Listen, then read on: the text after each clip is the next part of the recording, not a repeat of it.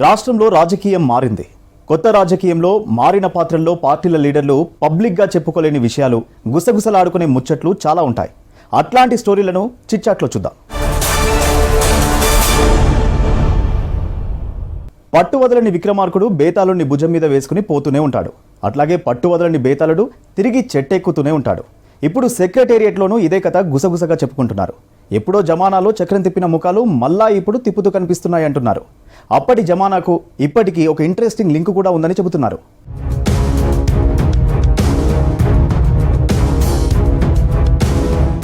YS Rajasekhara Reddy సీఎంగా ఉన్నప్పుడు కీలకంగా పనిచేసిన నేతలు, అధికారంలో కొంతమంది ఇప్పుడు కూడా సెక్రటరియట్లో కీలకంగా వ్యవహరిస్తున్నారనే డిస్కషన్లో ఉంది.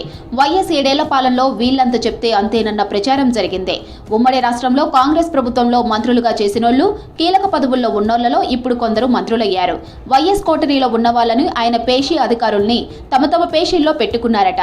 సెక్రటరియట్లో ప్రభుత్వంలో కీలకంగా ఉన్న ఇతర మంత్రుల పేషీల్లో వాళ్ళు చెప్పిందే వేదమట.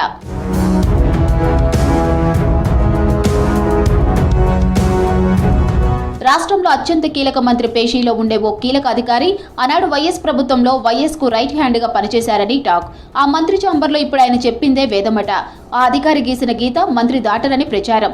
వైఎస్ సర్కార్లో పనిచేసిన ప్రజాప్రతినిధులు, లీడర్లు ఈ మంత్రి దగ్గరకు అట్లా వస్తే ఇట్లా అపాయింట్మెంట్ దొరుకుతాయట. రాష్ట్రానికి ఇన్కమ్ తెచ్చిపెట్టే శాఖల్లోనూ వైఎస్ కోటరీ ప్రభావం బాగానే పనిచేస్తుందట. వైఎస్ తో పనిచేసిన ఆఫీసర్లు, అనుచరులు ఆ పేషీలో చెప్తే పనులు చక్కదిద్దుతారట. వైఎస్ తో అనుబంధం ఉన్న నేతలు చేస్తే పనులన్నీ ఫోన్ల మీదనే పూర్తవుతాయనే డిస్కషన్ గట్టిగా జరుగుతుందట.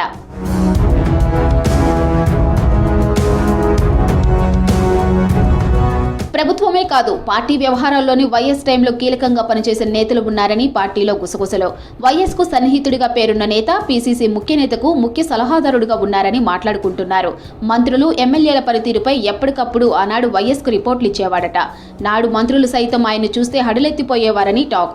ఇప్పుడు ఆయనే పార్టీ ముఖ్య నేతకు రైట్ హ్యాండ్ గా ఉన్నారట.